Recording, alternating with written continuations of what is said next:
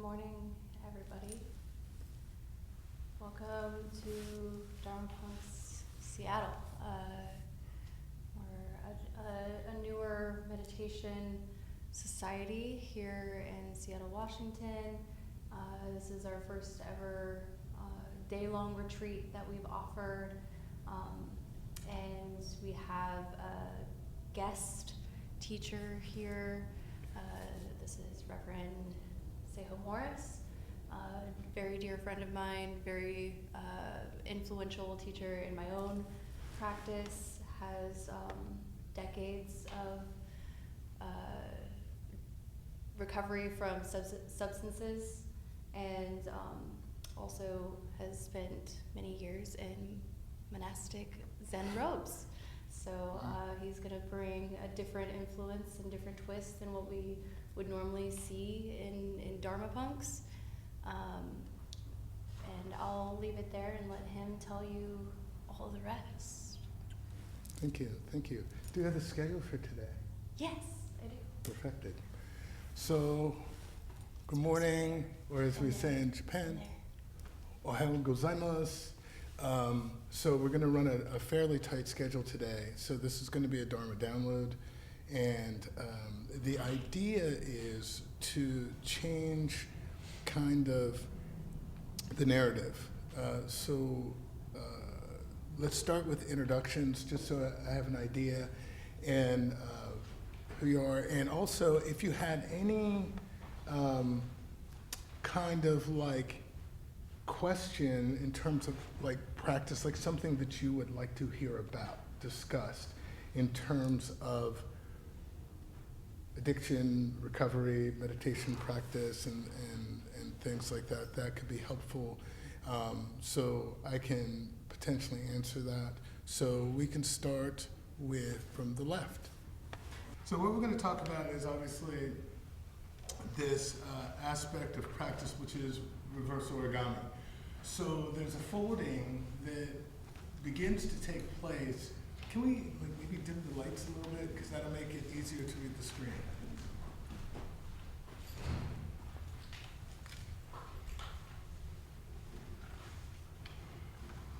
Oh, that's Pavarotti.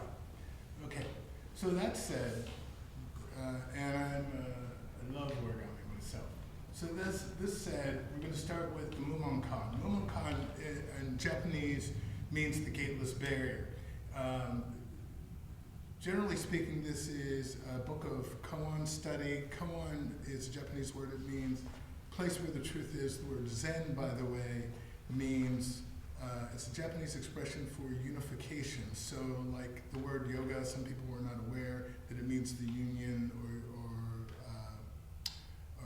unification as well. So all these words, while they seem kind of esoteric and mystical, they're really only talking about one thing, which is unification physically, mentally, emotionally, and spiritually across four apertures.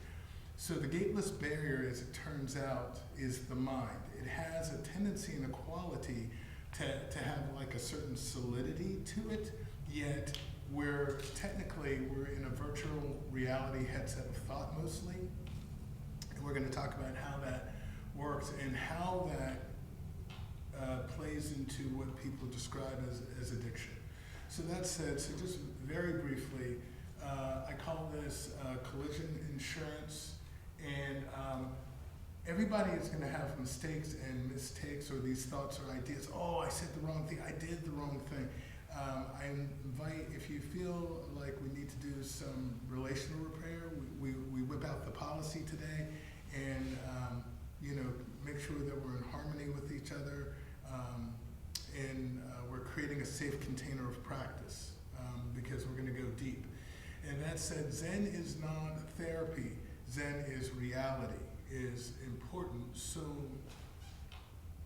they're actually the Zen psychotherapy, I think by Dr. Mark Epstein, and it can be used in therapy, because what Zen is fundamentally doing is helping us to pause long enough, attentionally, to recognize reality. That said, this is going to be in the dialectic, we call it in Zen world, we call it mondo, so it's give and take. And this is one of the things, satsang, this was actually one of the traditional practice of Gautama Buddha, where there's this back and forth to establish or dive into or look into what's going on into thought processes, because what we'll find a lot of times is we have these, someone mentioned earlier, cognitive biases or these cognitions, tendencies that we lean into psychologically, and we have a pretty strong loyalty to them because they're connected kind of like to survival. Whether or not that's accurate or not is debatable. But that said, it's through conversation that we can go at this. And this is, I always like to say, test drive, don't buy. So I'm going to give you a lot of things because Dharma Punks is practicing primarily from the perspective of the Theravadan, whereas Zen is the Mahayana. And this is one of the things, so people tend to see these as sects. They're not actually sects.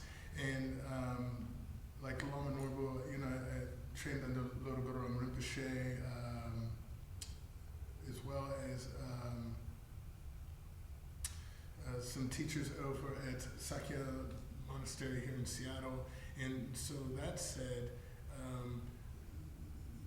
the nicest descriptor I had was from Kinjampa Rinpoche over at Sakya Monastery.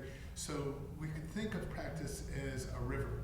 And so the first, let's say, 3 miles, like this is like the Mississippi River.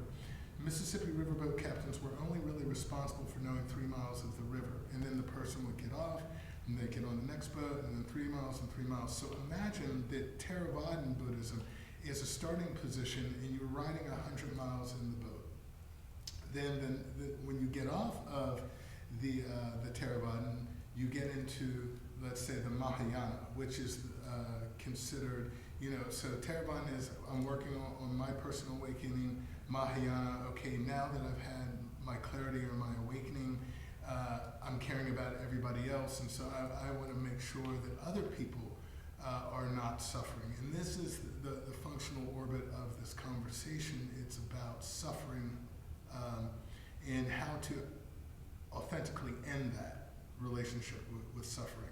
It's not that pain goes away, but the narratives, related to what produces the suffering, and we'll talk about how that actually operates. And so once you go through that aspect of the path, or kind of integrate. So there's 4 aspects I like to talk about in practice, which is imitate, assimilate, integrate, and then innovate. That you come to kind of like this understanding of yourself, and you kind of have your own flow path, and this is the traditional practice. But then the next stage is what we call the Vajrayana. In Vajrayana Buddhism, this aspect in Buddhism can actually be translated as universal loving presence for Western culture, just like Dharma could be either reality or the reality of grace. So there were a lot of translations that were originally used. People were doing the best they could with what they thought the English meant, but the truth is that we have some very poor translations, and so that's a part of what I do at the monastery.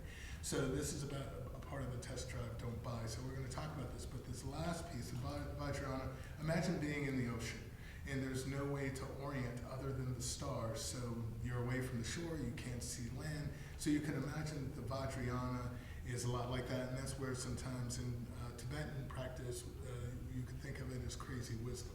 So that said, the housekeeping, we need vulnerability. We need also, we're sharing time and space, so the invitation is not to dominate time, but to share time with others in this platform. And please, to the best of our ability, like this mistake and mistakes, like being on stage, that we have respect for each other's personhood, and we try to have a conscious contact or alertness or awareness to how people are responding, not just with our ears, but with our eyes, and how we see people emote. I've been in addictions work for quite some time, more than 2 decades. And so I've seen patients that were under my care, they would said, I want to kill myself, and they were smiling and laughing at the same time. So just because you say one thing, the visuals, they don't always sync up. So it's important to have that clarity and that alertness. Okay, so now this is where we jump in. And Bree, can you help me manage the time? Let me know when I have 5 minutes before this part is supposed to end. I think it's 11:10. So that's it. So to talk about addiction, and this could be helpful even to those who don't have it. Okay, so in terms of addictions treatment, what we would think substance use, heroin, alcohol, et cetera, et cetera, et cetera, one of the things is that everybody is failing equally. It doesn't matter what the model that you were using is. It can be abstinence-based, it can be what we call MAT, or now the modern term is MOUD, where people are on methadone, Suboxone, naltrexone, they can be on Vivitrol shots, yada, yada, yada. Doesn't matter, but the issue is that no matter how much money we're throwing at it, the addiction rate is actually escalating. So if I asked you last year, or excuse me, 2023, that's the last time we have the statistics from NIH, how many people would you guess, and I don't expect you to have the accurate answer, died from opiate use? Any version of opioid use, all the numbers combined in 2023. 100,000? Huh? 600,000. 600. It was actually 185,000 people died in 1 year. Now here's the interesting thing with alcohol. People are like, it's alcohol, but like heroin, fentanyl, yada yada yada. It's so terrible, it's so bad. It would so you would make a mistake if you thought that alcohol goes easier on people, because in parallel we lost about 185,000 people related to alcohol-related deaths. So if your number's going now, so that's just the substance use. That doesn't talk about how many people are actually addicted. And then if you're talking about, because these numbers are actually from NIH, National Institute of Health, what about depression? What about all these other things? So once in those, we're just talking about completed suicides. So the numbers are staggering. So in terms of dealing with mental health, we're failing. And so one of the things is, if you're failing that hard for such a long time, it would logically occur to you that maybe we need to try something different, because you're trying to do all these same and different things, but you're not actually getting a different result. And so one of the things is this issue, which is, well, what's actually driving the behavior? So you could spend a lot of time treating addiction, you could treat depression, you could treat all these things. As a matter of fact, most people are familiar with the idea of 12-step fellowships. There are actually about 78 different 12-step fellowships. So you could say that, well, so if I got off drugs, what if I should switch to something else, like gambling or food or shopping or sex or this or that? So the proposed question is, how many different 12-step fellowships would you go to, or could you go to, based on switching addictions? That could be quite a lot. That doesn't seem efficient. It would seem that you're staying at the level of apparent symptoms. You're expecting people to make progress in their life, and they're not making the type of progress that we're thinking of in Buddhism. Because coincidentally, the process of being in recovery and healing is to functionally stop suffering.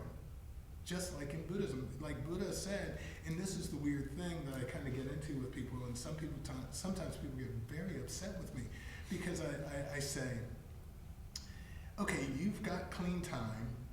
Are you suffering less, more, or about the same as when you came through the rooms of recovery? And most people say it's about the same. As a matter of fact, somebody's going to be coming later today. I was having a conversation with him.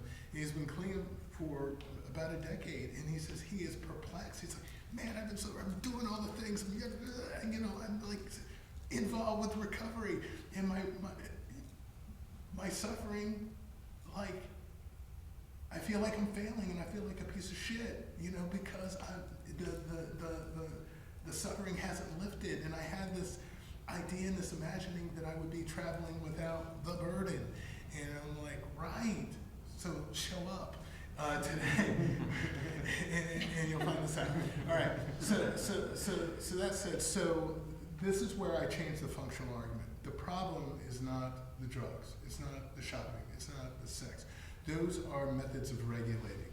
Now, there is a such thing as substance use disorder. Substance use disorder specifically is defined by one thing: central nervous system adaptation to higher concentrations of a drug, to the extent that if you deprive the body of a specific chemical, the body would go into some advanced state of dysregulation, withdrawal, and depending on what the drug is, death. So I want to be clear. So I'm not saying, oh man, now that we do this today, I can drink beer, I can smoke weed, I can do fentanyl safely. That's not on the menu, and I'll actually explain why it's not advantageous to use substances. So that said, most people are not aware of this, but we have 3 brains. And this is based on the work of, his name is Dr. Paul D. McLean.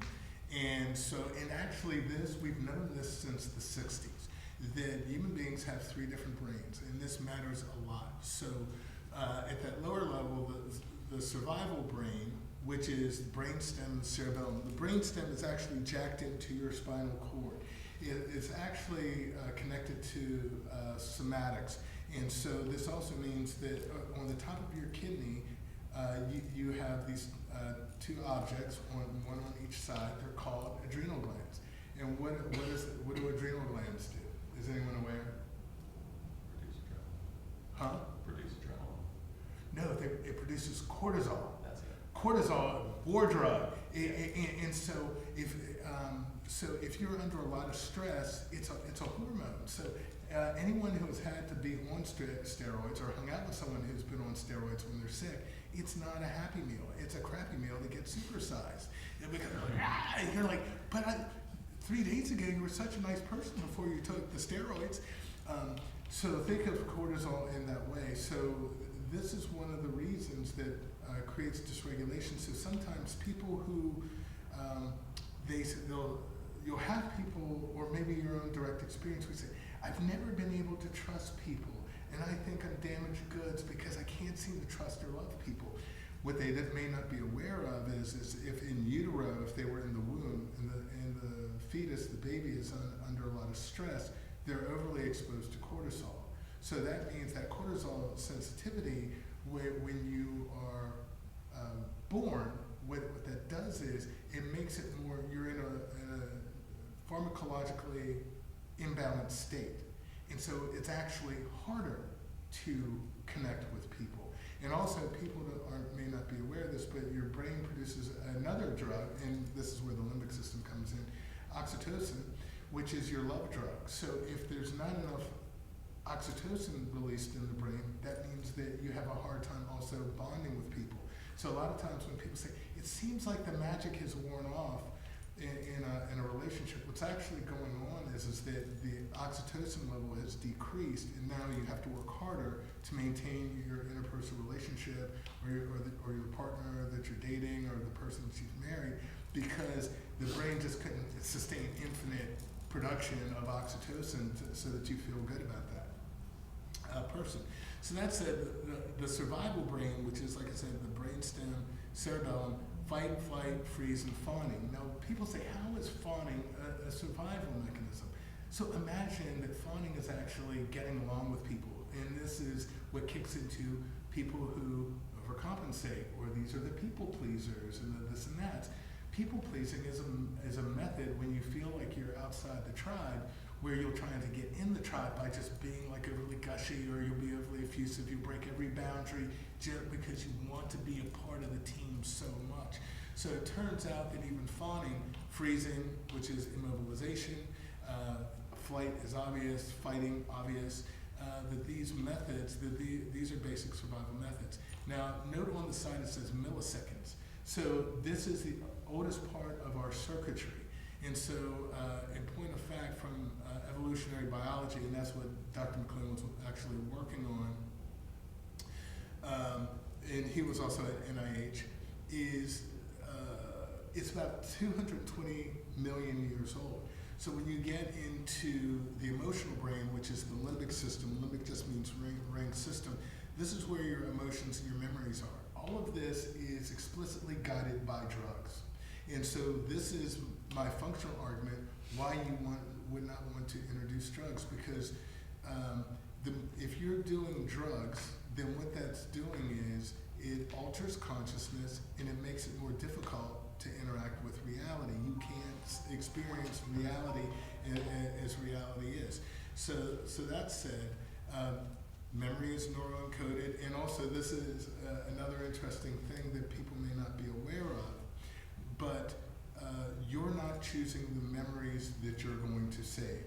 Your thalamus and your hypothalamus are actually choosing what to save and what not to save. And what the reason for the memories is your brain is building stories so you kind of get the gist so that you don't have to relearn things 1,000 times. It's not like you're coming to something for the first time.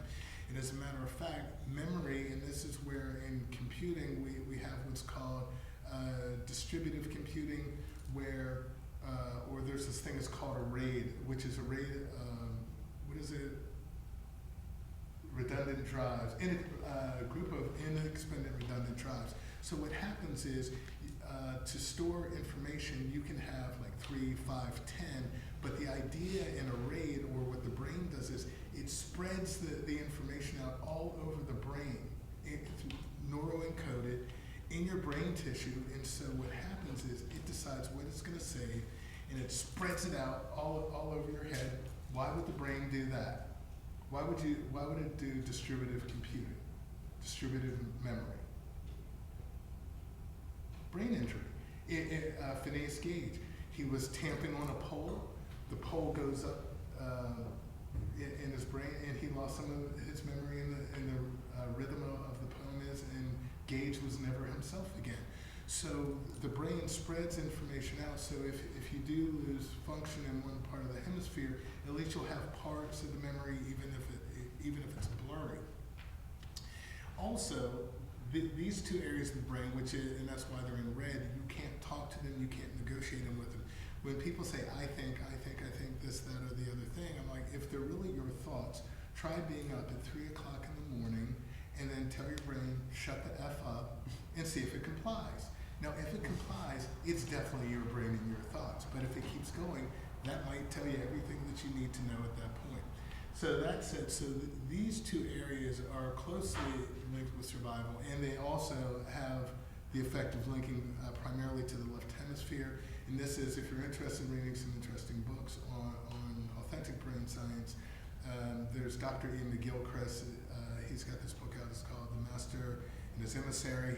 It's a pretty dense tome, but he's a beautiful writer, and also not only a neuroscientist, psychiatrist, addictionologist, but he's also a philosopher. So his work is very beautiful, and his most recent work is called The Matter of Things. It's two dense tomes, but he really gets into it because he's debunking a lot of theory. So that's it. So now the neocortex, oh, and by the way, the limbic system, that's about 55 million years old. So it can take seconds to respond, whereas the brainstem and cerebellum, everything's almost instantaneous. And as a matter of fact, when you're asleep and you hear that weird sound that alerts you that there's a problem or something like that, that wasn't your cortex or your cerebral cortex. That was actually your survival brain that is always on, never turns off. And as a matter of fact, if it did turn off, we would be dead. Because it controls respiration, body temperature, all the things. Make sure that you're, to the best of its ability, regulated. So now the key is, and also please note the amygdala in this area. So the default, the actual challenge for human beings, what actually guides most behavior is not conscious choice. What's actually guiding human behavior is anxiety. Anxiety, most of the choices we're making, whether we're aware of it or not, and that's what defense mechanisms are for, that's what Sigmund Freud got correct, is most of your choices, about 98% in most instances, especially if you don't have a lot of mind training, and this is where it comes in, is most of your choices will actually be attempts to regulate, soothe, compensate, and hydrate, and we'll get into that. And so, which brings us to the cerebral cortex, and this is where your actual personality is, who you think of yourself as a person. This is all in. But it can take minutes to hours, and I've even had things where I was thinking about things for days, trying to wrap my head around it. And so that said, these two lower brain functions or aspects of brain can override because they're also older, they're faster, they're actually more powerful because that's access to all the drugs, whereas the cerebral cortex does not. And so that's your higher function in reasoning. This is also what differentiates us from reptiles. So all mammals have these 3 tiers. And also some people may not be aware of this, and remember, the crux of this argument, I'm giving you a lot of information, but the crux of it, addiction is a reaction to toxic or unhealthy or unmet with anxiety. And that's why people have the tendency to not mix, where you get this like kind of idea of being fully whole or wholly free. AA has this thing called the promises. The Buddha has nirvana, or Buddhism has nirvana, like these ideas of enlightenment, and which is also comical because in Zen world, I'm training a lot of people in Zen, people run to the mom and say, I want to be enlightened. I'm like, okay, what's your definition of enlightenment? Say, I don't know, but I read this book and it said it's something that I'm supposed to want. I'm like, so you read a book, you're chasing after something that you don't want, and you're about to sell your car, your life, and everything else to come here and train at the monastery. Wow, you are an exemplary person. I love that. So let's come on inside. We're going to see if we can work this out. And so it's important to have a healthy definition of enlightenment. So this is one that I would like to share with you today, and this is the test drive. Anxiety and challenges are not having an overly outside or overly intrusive impact on your life. You have challenges, you have problems, your brain naturally has anxieties because that's the friction that's what keeps us alive. It's kind of like Thich Nhat Hanh, water that is too pure contains no fish, fact. So that's why you need kind of an immune system. And so that said, this is what the argument is about. But imagine that if you didn't understand that anxiety was the driving force, how many mistakes could you make in terms of your reasoning and logic? And that said, the things that are stored in this distributing computing, one of the challenges, by the way, is that memory can have a propensity to be inaccurate and based on perspective. So what I often tell people is, imagine you're in you see, like we're here in Seattle, we see a car crash, but we're all standing around the car from different positions. So everybody thinks they're absolutely right. However, you're standing in a particular position surrounding one reality, which is the car crash. And so you can be absolutely sure, but not have perspective. And this is why relationships matter and being a mammal matters. So mammals also, by the way, are usually, there's only, to my knowledge, one mammal that comes out of eggs, and that's a platypus. But Tron is laughing. But the issue is, all mammals come out of a womb and also require extended parenting. And so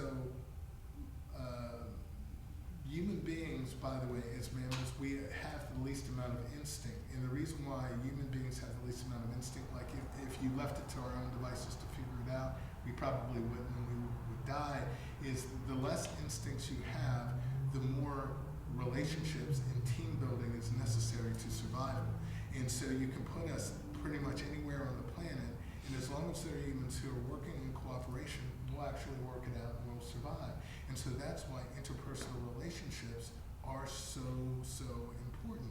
So this idea, a lot of times that we establish in Western culture about capitalism and I'm a strong person, lone wolf, I have to go it alone, I got to figure out my own problems, a distorted sense of self cannot get out of the way of a distorted sense of self. I can only see through my eyes. To have greater perspective on my actual physical presence, I need you. So sometimes I can be hemmed up, I can be upside down thinking about things, and just like in that virtual reality headset of thought, and you'll see my facial expression, you'll say, Seiho, are you okay? Your face doesn't look pleasant. And you'll catch them, oh, and it creates an opening to conversation and stabilization. And so human beings are, quite frankly, we're a form of regulation. We have to be able to trust each other, support each other, and be in harmony with each other. So this brings us to the Four Noble Truths of the Buddha. Now, this gets back to the original argument.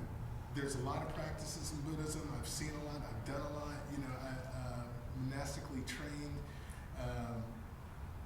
and a part of a monastic system since 1990.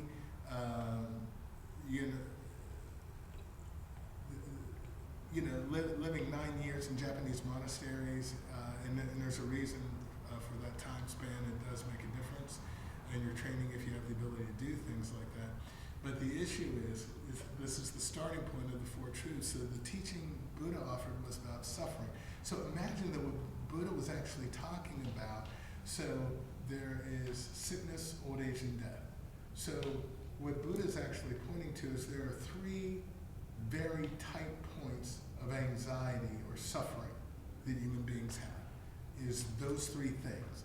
And so what he was offering or inviting people into is you could have enlightenment, or as anxiety is not running your life, it's not eating your lunch every day. And because you're not in a state of anxiety, which means you're not contracted, and also some people understand that contraction piece, but when you're contracted, that also means that you're leaving information out. And that's another challenge of anxiety. And you're also functioning from a lower brain. Information isn't even reaching the neocortex. As a matter of fact, those two lower aspects of the brain can completely knock it offline, that you're in an absolute fight, terror kind of scenario. So that said, dukkha, most people equate with the word suffering. That's not an accurate translation. The word dukkha actually means a potter's wheel, or a wheel that turns out of balance. And so this is the human mind. So the mind operates in such a way that it can be out of harmony with its experience. So that's what it actually means. And so this is, you've seen Einstein, most of you all have seen Einstein's theory of relativity. This is my theory of the entire game. So the S is actually the end part, which is suffering. So you can have amplified anxiety, especially if you haven't been taught to meet yourself and you're always looking outside of yourself for things. Get the cell phone, get the job, get the grade, get the what. So there's that.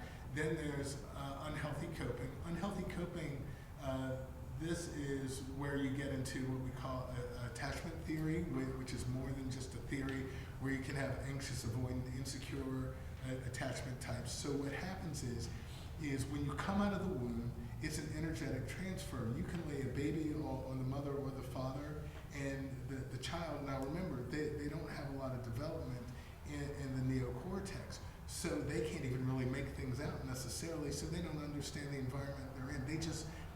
It's everything is a sensation. I'm no longer in the water or the embryonic fluid of the womb. So now that I'm outside the womb, the baby doesn't have language skills, it doesn't know English, it doesn't know Japanese, it doesn't know Finnish.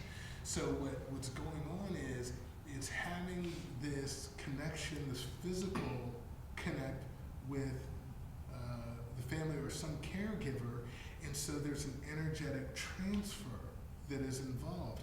And this actually, lo and behold, creates synaptic growth in the brain. And there's even a working theory right now that people who experience, who are neurodivergent, it's possible, what some of the research and the data is showing is that when they came out of the womb and they had those first 4 years of life, they didn't have enough connection with humans, and particularly parents or family members, that the synaptic growth, that energetic transfer didn't take place.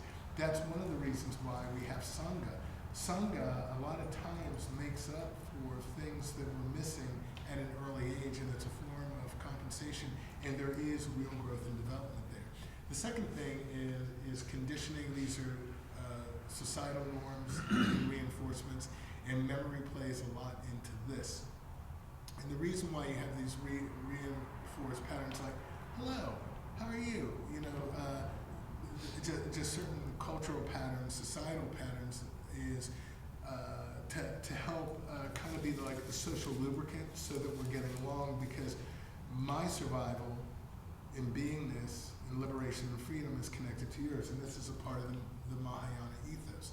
And so also adding to this is the E part, and the E is the epigenetics. And epigenetics are outside influences that can have unhealthy or negative effect on gene expression. It doesn't alter your DNA, but your genes can be altered or changed. And here's one of the easiest things that people don't think about. What was probably one of the worst things that ever happened in terms of growth and development in culture, in human society? Take a guess. It seems so odd and not odd, but what was that one thing that really messed up human beings? Civilization, marketing. Social media. Farming? Everything. Yes. Yeah, you got it. Yes. It's the farming. What happened was it was the light bulb. Human beings are not designed to be awake at night. You messed up human beings' circadian rhythms. Sleeping at night is a critical feature, because what happens is I can even show you brain imaging where fluid is literally moving up the brainstem when you're sleeping at night, and it actually cleans out the brain, because in order to run a human brain, it's damaged during the day. And so without the fluidic transfer and the cleaning up and all that stuff, you actually can produce a worse human being in terms of behavior, attitude, attention span, anxiety. You can throw that person off the chart. And so the invention of the light bulb, as it turns out, created, well, you could farm at night because this and that, you had lanterns and this and that and the other things. People kind of figured it out. But that created a 24-hour work cycle.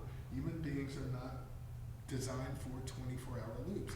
And also, if you think that you're making a human being's life better, well, they can, they work at night, but they can sleep during the day.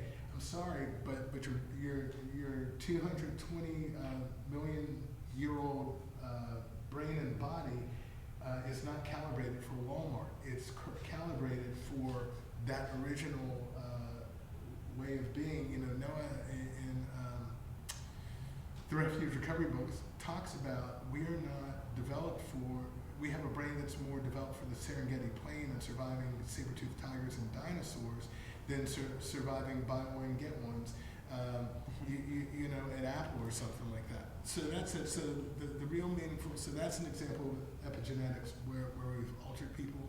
Also, GMO, genetically modified food has altered people. I have a daughter. Normally, physical development was normally happening at the teens.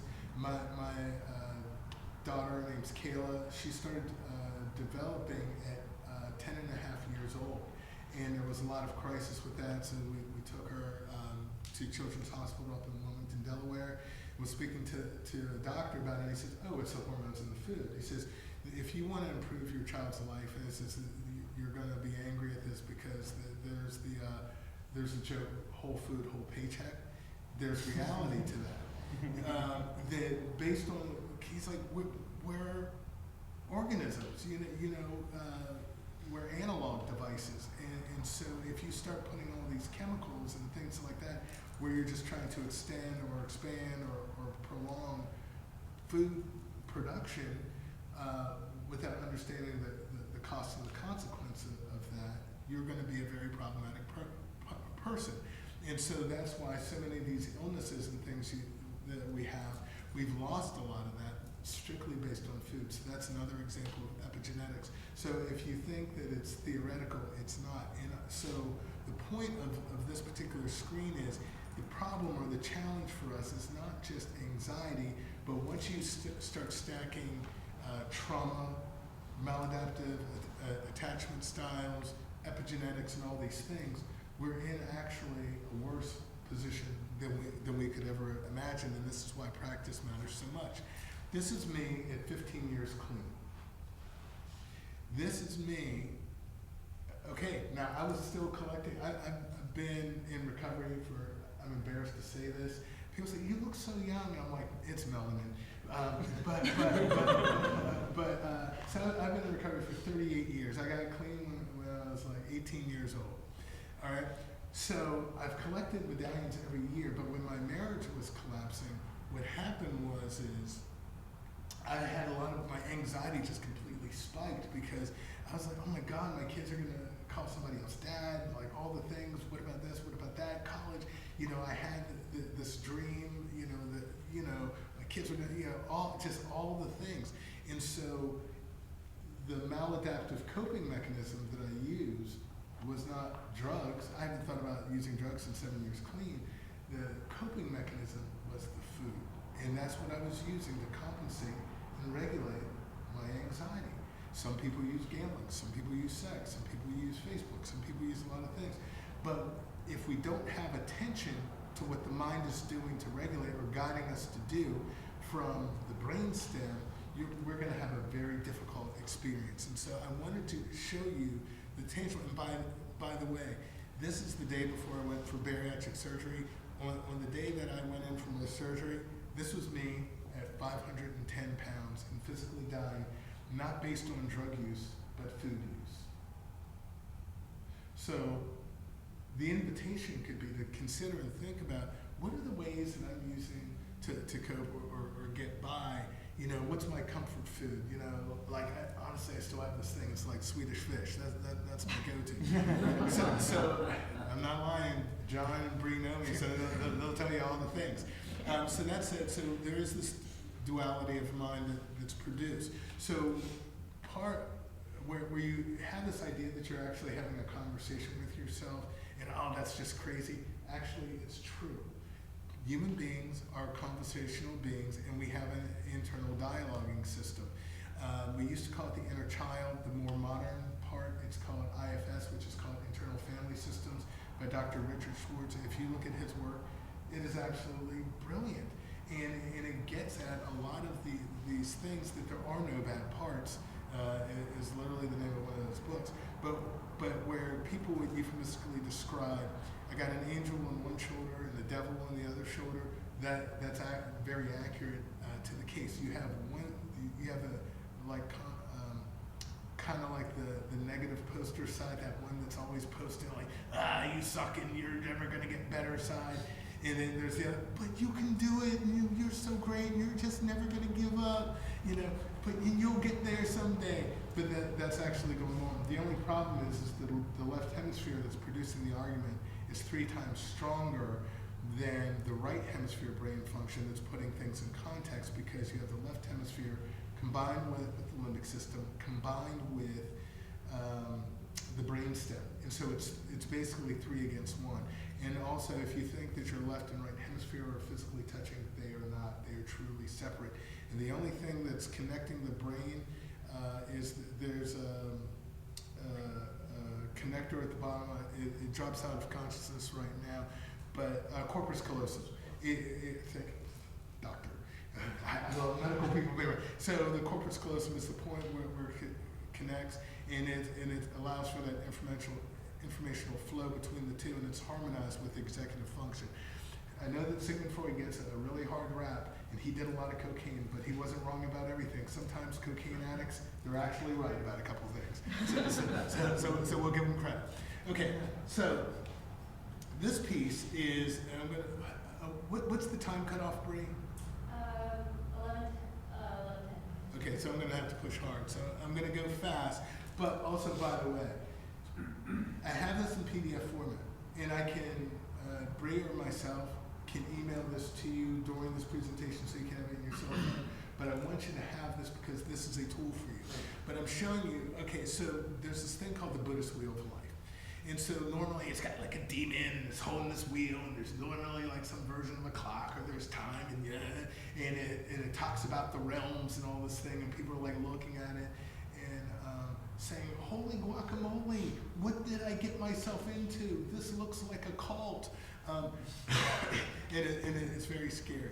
So, and this is also the second truth. So this is samadaya. And samadaya is anxiety, is trishna, or craving. So because of these states, which you see in the center point where it says emotional state, I changed the word realms to states. So human beings are passing in and out of states all the time, and sometimes we have a tendency to be in one or more states. Consciousness and attention can do that. You can actually have the experience of being in more like a blended state or more than one state at a time. Your brain is probably one of the most sophisticated tools in the universe. So that said, so these particular states, like the restless state, obvious, comparing state, measuring the curtains, what's my relationship, do they love me? If they tell me that they love me enough, then honestly, that's the satiation. Shutdown state, these are the people who are isolated, people who have a tendency to be overwhelmed, just kind of run from scenarios. The restless state, this is the irritability. The mind is in a dysregulated state, and also these are people who also have a tendency towards trauma. They're looking for the threat. They're waiting for the shoe to drop, and then the craving state, that there's always something missing, and it looks like a misspelled missing. So, but that said, so there's the craving state. So this is, like I said, normally described as realms like jealous states, God states, flaming states, and things like that. So you'll see that, but this is the reorientation, and the more difficult part for people to relate to. And this is, in Buddhism, this is one of the most difficult things to try and explain. We normally get to a lot of lengths. I don't particularly, especially it's easy if you do it through Buddha's actual lens and just retranslate properly through the colloquialisms. And that's what a part of this direct training is for, is we can give you the direct teaching. So it starts with there's a sensation or the idea, the imposition of there's a disconnection. Then there's the shaping of that disconnection, so early experiences. So you're running a loop of, you start comparing, so organized awareness. Awareness is always in a state of organization, but it can be organized towards threat, or it can be organized in the direction of love. And here's the connector, where a lot of times, and this is where this could spark a lot of debate, I firmly don't agree with mindfulness. Mindfulness is very problematic because we don't have control over the mind. As a matter of fact, it's running its own ops. So the next question people ask me is, if we're not doing mindfulness, then what are we actually doing? What Buddha told us to do, attention, pay attention. And so the one thing that is outside of mind is attention. It turns out that attention is the interface to awareness. So that's the tool that awareness uses. And so you can direct attention kind of like a spotlight, or like in a tower, the Tower of Seiho, the eye. You can actually direct that eye and what it's actually pointing towards. And so what I invite people to try, not buy, is take responsibility. And this is one of the things that's interesting, people sometimes, the refuge recovery persons will miss, is Noah actually says quite a bit about attention. And then he has this section of the book, and it cracks me up every time I read it. It makes me laugh so much. I read it out loud, and I kind of giggle. Because he says, whose mind is it anyway? Because, well, whose mind? It's obviously not mine, because if it was my mind, why would I be bothering to argue with myself all day and all night? So then there's the, imagine that you're spending time, you're losing time arguing with yourself. If it was really you, you'd just be like, decision made, I'm going on, I sally forth through the universe. So that said, the deficient story is the mind runs a negative narrative, and this is running very strictly out of the left hemisphere brain function. Then there's the overwhelm. Now, there's an interesting thing, by the way. So once you get to the overwhelming the senses, so through the body, the somatic process, your body's now flooding with cortisol, adrenaline. You're producing less oxytocin in the brain. There's more adrenaline available. GABA, gamma-aminobutyric acid. And I'm dropping out on one of the neurochemicals. So maybe Eric will remind me, but the neurochemical that produces calm, Eric's a brilliant person. Without those things, you're in this overwhelmed state. What begins to happen is that it actually strengthens that left hemisphere, gotcha Bree, that left hemisphere brain function, so 5 minutes. So that's it. So then you're left with the sting, which is the shame, which is a subroutine of mind. All of this is running the left hemisphere. Now remember, this extends anxiety. So everything is like amplifying anxiety. So then there's the substances in the air. Well, let me get high. Okay, so the first thing that happens when you get high is you're high. So that means you're no longer in conscious relationship with reality. And this is also one of the difference between process addictions and substance use disorder. Substance use disorders alter consciousness, whereas mood disorder, process addictions regulate and change the mood. So that's the actual difference. And so then there's the relief, and it becomes a compulsory loop.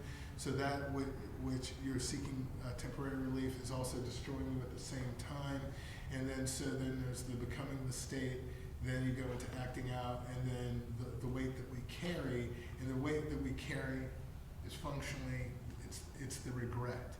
And so your mind is wrapped around that, and it just becomes a TV show.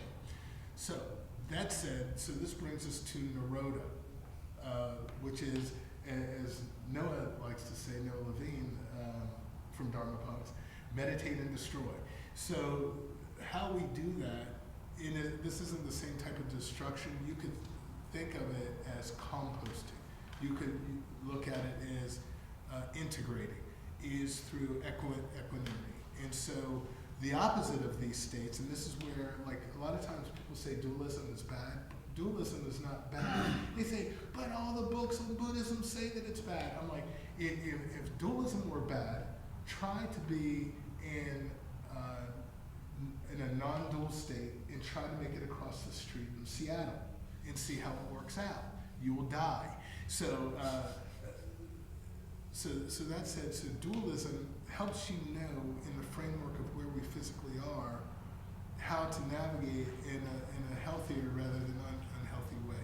So having a sense of groundedness, appreciation, authenticity, and integrity, these things are critical to freedom or an end to suffering. Having a sense of embodiment. Embodiment is that you have that sense of authenticity and integrity and are able to actually make use of it. It's not just a philosophy. And then it requires courage and fortitude. Fortitude is an interesting word because fortitude is the spiritual strength for the endurance of hardship. So what that really means in a more plainative way is you have to develop the quality or the ability towards stress tolerance. That means that when you're in recovery and you're with your mentor or your sponsor or your friend, or if you're in educational circles, you have a preceptor, you have to be able to hear difficult information about how you're doing and then integrate it, process it, and make good use of it without hating other people. And that's why so many people avoid or run from sponsors or mentors, because the sponsor isn't there to coddle or improve your ego. Like recovery, Dharma practice, this is not to learn how to get stellar at suffering. It's really to end suffering. And suffering is just being engaged in narratives of mind. And then there's aligned action and then the integration. And this is, so 1 minute. So some people don't know this. And this is where I'll end at this time. Because what will end is the path. So here we go. If you get hit by a car and you show up in court and you win your case, you'll get $30,000 to $50,000 like they call it pain and suffering. So you get the $50,000 for the pain, but you'll get $10 million for the suffering. Why?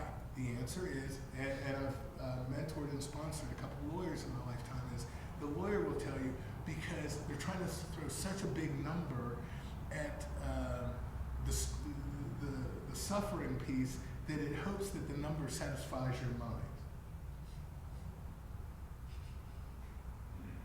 The story that your mind generates about the original pain. Oh my God. Like, let me tell you, Bree, I got into the car crash, man, that thing ran over my foot, and it reminded me of my brother whipping my butt when I was 12 years old, and that other time, so it's just this conflation. So what happens is the money is for the suffering, is about the narrator of the mind, that left hemisphere brain function, and that's why you'll get $50,000 for pain, but you'll get $10 million for suffering. Because the suffering is the anxiety. So we'll take a break, about a 5-minute break, so you can stretch, walk around. For those vapors in kind, I'm sure that they'll say don't do it on the property. Is that true, Bree? You can go right out on the porch. Yeah, but I need you all to be strict to the time agreements if you need to use the laboratory or whatever, but because I want to honor those timelines. Thank you. Power to the people.